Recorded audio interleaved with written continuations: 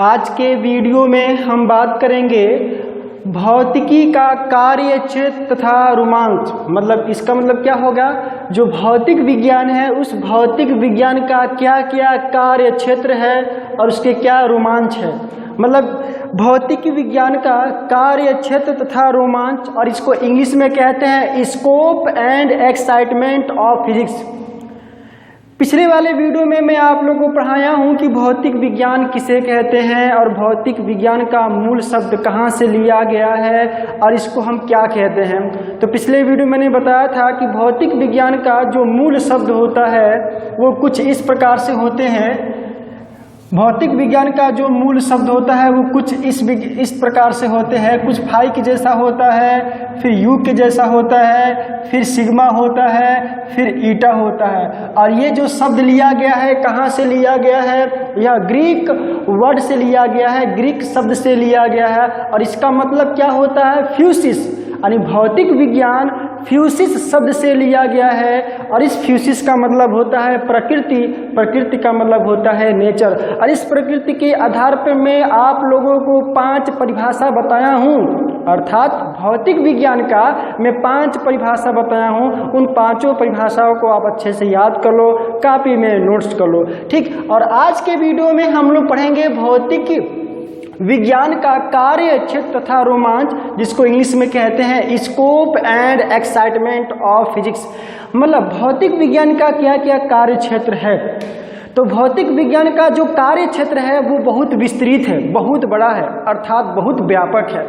तो भौतिक विज्ञान का कार्य क्षेत्र अत्यंत विस्तृत है, अर्थात व्यापक है, बहुत बड़ा है। इसलिए इस भौतिक विज्ञान के कार्य क्षेत्र को हम कितने भागों में बांट दिए हैं, 2 भागों में बांट दिए हैं। मतलब भौतिक विज्ञान को हम मूल रूप से 2 भागों में बांट दिए हैं। और दो भाग हैं, उसमें से जो पहला भाग है स्थूल और जो दूसरा भाग है सूक्ष्म। अर्थात भौतिक विज्ञान हम कितने प्रकार से पढ़ेंगे, भौतिक विज्ञान को हम 2 प्रकार से पढ़ेंगे, एक स्थूल के रूप में पढ़ेंगे और एक सूक्ष्म के रूप में पढ़ेंगे। स्थूल को हम लोग क्या कहते हैं, मैक्रोस्कोप, और सूक्ष्म को क्या बोलते हैं, माइक्रोस्कोप। स्कोप नहीं होता, स्कोपिक भी बोल सकते हैं, मैक्रोस्कोपिक, और इसको माइक्रोस्कोपिक भी बोल सकते हैं। तो स्थूल को इंग्लिश में कहते हैं मैक्रोस्कोपिक और सूक्ष्म को कहते हैं माइक्रोस्कोपिक, ठीक। स्थूल का मतलब क्या होता है, स्थूल का मतलब होता है पार्थिव तथा खगोलीय स्तर। जैसे मान लेंगे चंद्रमा है, कोई ग्रह है, उपग्रह है, मतलब आकाशीय पिंड है। तो जब हम लोग आकाशीय पिंडों के बारे में अध्ययन करते हैं, जैसे चंद्रमा का अध्ययन करते हैं, पृथ्वी का अध्ययन करते हैं, और पृथ्वी और चंद्रमा के बीच की दूरी निकालने का प्रयास करते हैं, चंद्रमा और पृथ्वी के बीच की दूरी निकालने का प्रयास करते हैं, सूर्य और पृथ्वी के बीच की दूरी निकालने का प्रयास करते हैं, एक तारे के दूसरे तारों के बीच की दूरी निकालने का प्रयास करते हैं। मतलब आकाशीय पिंड जितने होते हैं उन सभी आकाशीय पिंडों के बारे में जब हम अध्ययन करते हैं तो वो किसके अंतर्गत आता है, स्थूल। स्थूल का मतलब क्या हो गया, स्थूल का मतलब हो गया वह पिंड जिसको हम टच कर सकते हैं, छू सकते हैं, उसको हम देख सकते हैं, उसको हम लोग क्या कहते हैं, स्थूल। जैसे मान लेंगे डस्टर, ये जो डस्टर है इस डस्टर को हम हाथ में टच भी कर सकते हैं, छू भी सकते हैं, इसको देख भी सकते हैं, और इसको हथेली पे रखकर इस पे फोर्स भी लगा सकते हैं, अर्थात बल भी लगा सकते हैं। तो वह सभी वस्तु या वह सभी खगोलीय स्तर के विषय वस्तु जिसको हम टच कर सकते हैं, छू सकते हैं, देख सकते हैं और उसका अनुभव भी कर सकते हैं, उसको हम क्या कहते हैं, स्थूल कहते हैं। और स्थूल में हम किसके बारे में पढ़ने वाले हैं, तो स्थूल में पार्थिव तथा खगोलीय स्तर का अध्ययन करते हैं। मतलब स्थूल भौतिक विज्ञान का वह शाखा है जिसके अंतर्गत पार्थिव तथा खगोलीय स्तरों का अध्ययन करते हैं, उसे हम लोग क्या कहते हैं, स्थूल कहते हैं। अब इस स्थूल को सही ढंग से पढ़ने के लिए हम किसका प्रयोग करते हैं, किसका यूज करते हैं, तो स्थूल को सही तरीके से समझने के लिए हम लोग चीर सम्मत यांत्रिकी का प्रयोग करते हैं, और इस चीर सम्मत यांत्रिकी को इंग्लिश में कहते हैं क्लासिकल मैकेनिक्स। मतलब कहने का मतलब क्या है, ये जो स्थूल है, इस स्थूल को फिजिक्स के लैंग्वेज में हम बोल सकते हैं क्लासिकल मैकेनिक्स। क्या कहेंगे? Classical mechanics. इसको हम क्लासिकल मैकेनिक्स कह सकते हैं।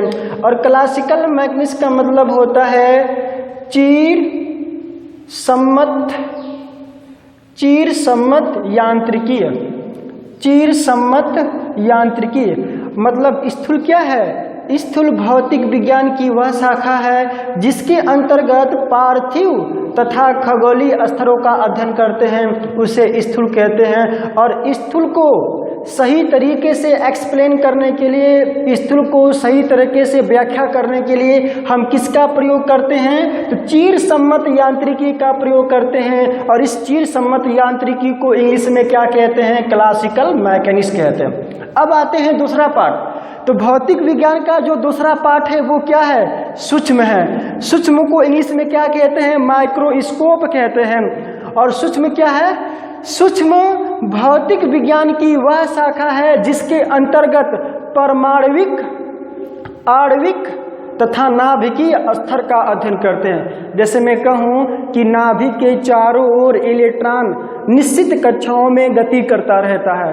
मतलब किसी परमाणु के नाभिक के चारों ओर जो इलेक्ट्रॉन होते हैं एक निश्चित कक्षाओं में गति करता है, लेकिन उसको हम थोड़ी सी ऊर्जा देते हैं तो वो एक कक्षा से दूसरी कक्षा से तीसरी कक्षा में जंप करता रहता है। जब इसके बारे में हम स्टडी करेंगे, इसके बारे में हम अध्ययन करेंगे तो किसके अंतर्गत आएगा? सूक्ष्म भौतिक विज्ञान के अंतर्गत आएगा। उसी प्रकार मान लेंगे अणु है। जब अणु का विद्युत अपघटन कराते हैं तो वो विपरीत आयनों में टूट जाता है। जब वो विपरीत आयनों में टूट जाता है तो एक पे प्लस चार्ज डेवलप होता है और एक पर माइनस चार्ज डेवलप होता है। तो इनके बारे में जब हम अध्ययन करेंगे तो किसके अंतर्गत आएगा?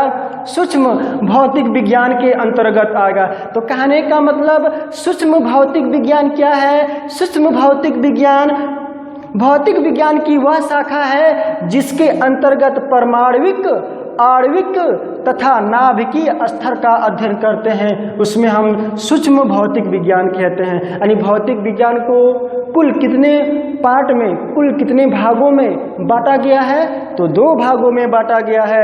एक स्थूल माइक्रोस्कोप और एक स्थूल जिसको मैक्रोस्कोप कहते हैं और एक सूक्ष्म जिसको माइक्रोस्कोप कहते हैं। स्थूल का मतलब पार्थिव तथा खगोलीय स्तरों का अध्ययन, जिसमें पार्थिव तथा खगोलीय स्तरों का अध्ययन होता है, उसे स्थूल कहते हैं। और सूक्ष्म का मतलब जिसमें परमाणविक, आणविक तथा नाभिकीय स्तरों का अध्ययन होता है, उसे हम क्या कहते हैं? सूक्ष्म कहते हैं। तो आज के वीडियो में इतना ही, और अगले आने वाले वीडियो में हम लोग इसके आगे पढ़ेंगे।